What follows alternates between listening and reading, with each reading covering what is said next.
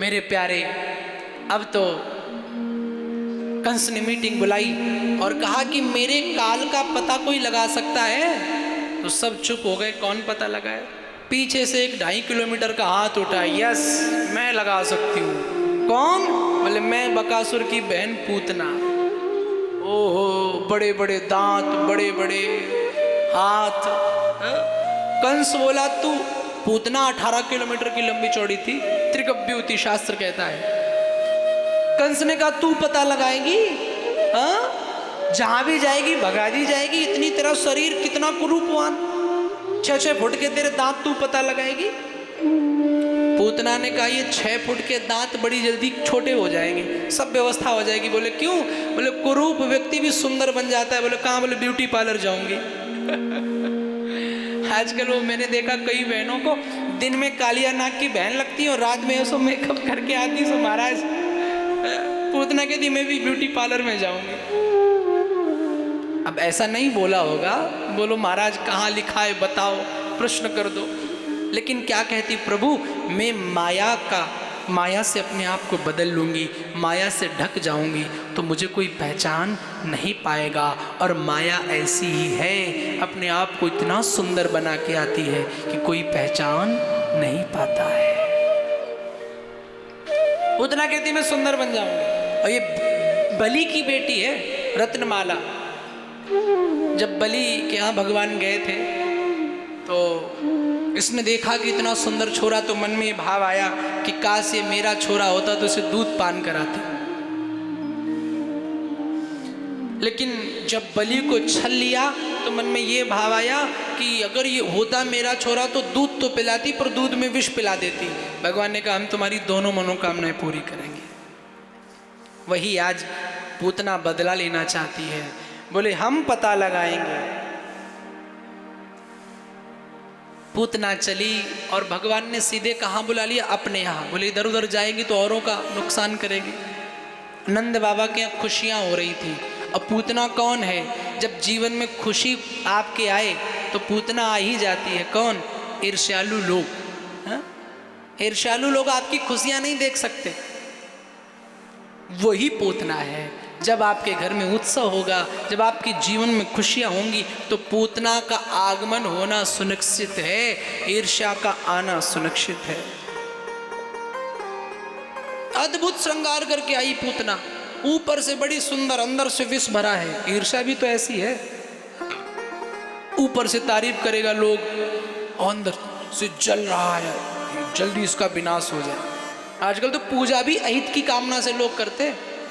भगवान की पूजा की, हे भगवान इसका टांग टूट जाए, हे ठाकुर जी इसके साथ ऐसा हो जाए। भगवान क्या कम समझदार है? अहित की कामना से किया गया पूजा पाठ दूसरे का अहित नहीं करता, जीवन में तुम्हारा ही अहित करेगा और किसी का नहीं। प्रमाण, मेघनाद ने यज्ञ किया लक्ष्मण को मारने के लिए तो मेघनाद मारा गया।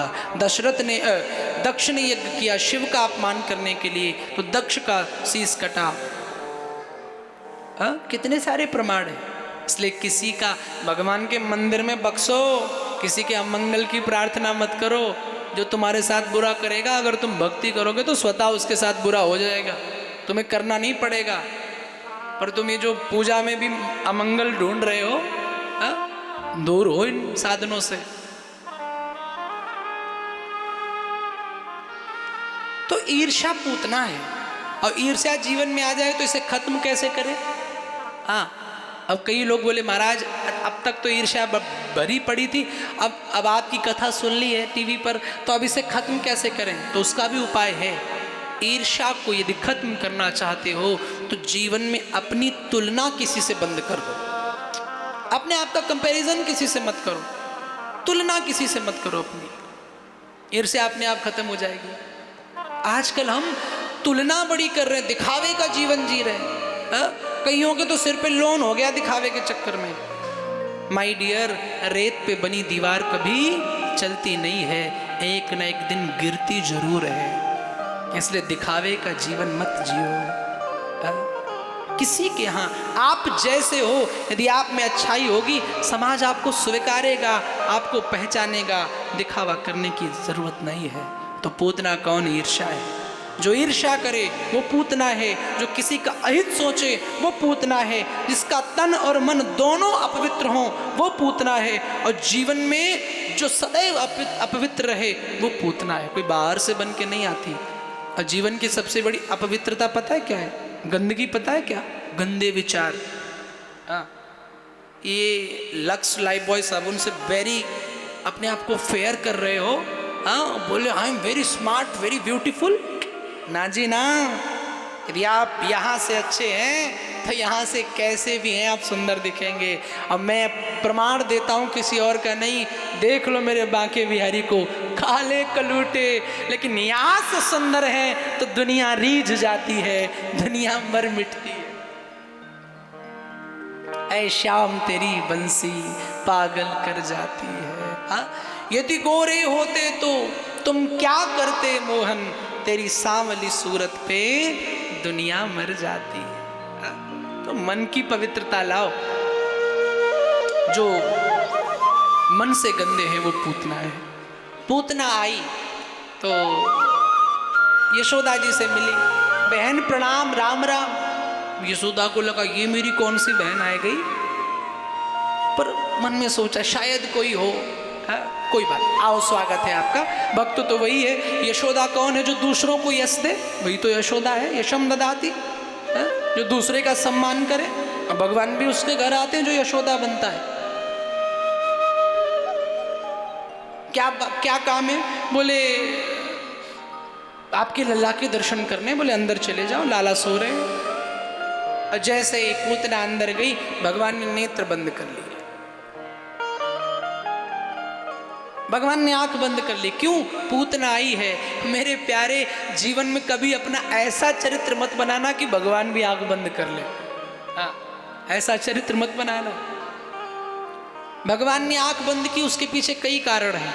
एक संत कहते तो भगवान ने इसलिए नेत्र बंद कर लिए क्योंकि अगर नेत्र मिला लिए तो ये भगवान की दीवानी हो जाएगी।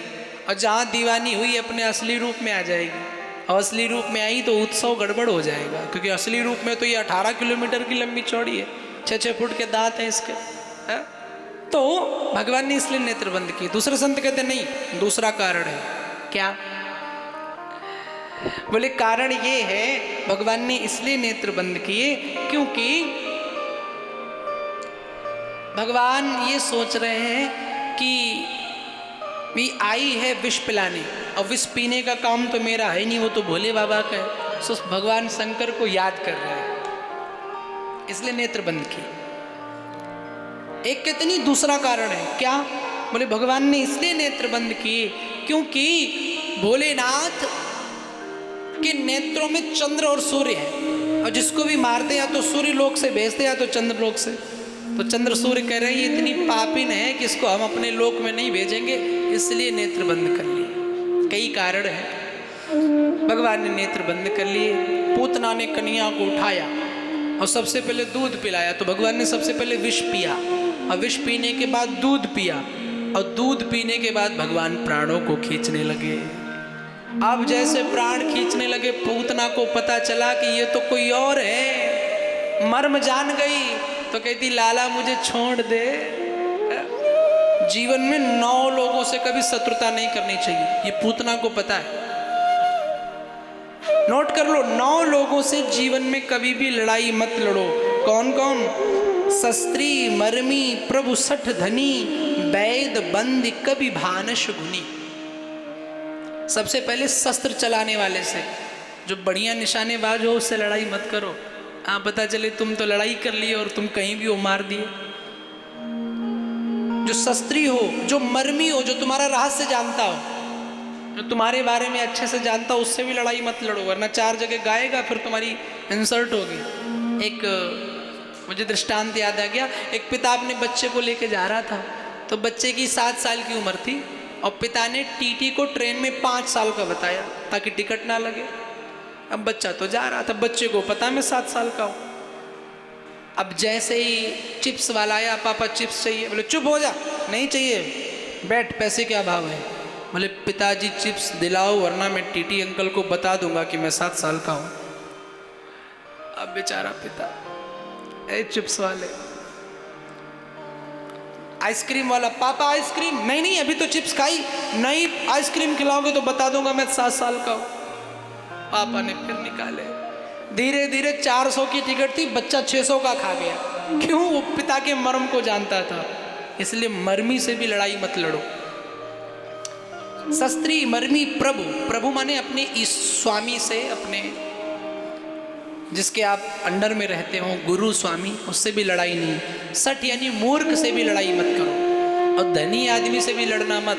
हाँ आजकल तो आप जान रहे हो पुलिस प्रशासन, मीडिया, ये सब कैसा है। वैद माने डॉक्टर, डॉक्टर साहब से भी लड़ाई मत करना, कौन सा इंजेक्शन लगा देंगे पता नहीं चलेगा।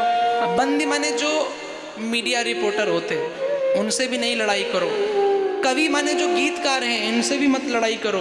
अब भानस माने रसोइया, जो आपके घर का रसोइया हो, इससे भी लड़ाई मत करो।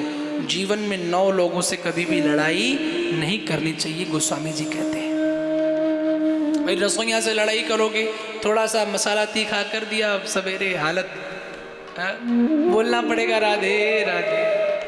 आप भी बोल लो राधे राधे मेरे प्यारे। पूतना समझ गई ये मर्मी है, मेरे मर्म को जान गई कि मैं कौन हूँ। कहती कन्हैया छोड़ो ना, छोड़ो। ठाकुर जी कहते मौसी जी पहले तो मैं किसी को पकड़ता नहीं, और एक बार जब पकड़ लूं तो मैं किसी को छोड़ता नहीं हूँ। भगवान ने पूतना का विष पीना, प्राण पीना शुरू किया। पूतना भागी, भाग करके जंगल के किनारे पूतना को भगवान ने प्राणों को खींच लिया, धड़ाम से गिर पड़ी। सारे नगर में शोर हुआ। सीढ़ियों से कन्हैया को उतारा गया, उतार के यशोदा लाई। गाय के मूत्र से, गऊ गोबर से यशोदा ने पूतना के कन्हैया की नज़र उतारी, और बाबा लौट करके आए। पूतना के शरीर को काट काट कर जलाया, और जब जला रहे थे तो चंदन की खुशबू आ रही थी। बोले क्यों?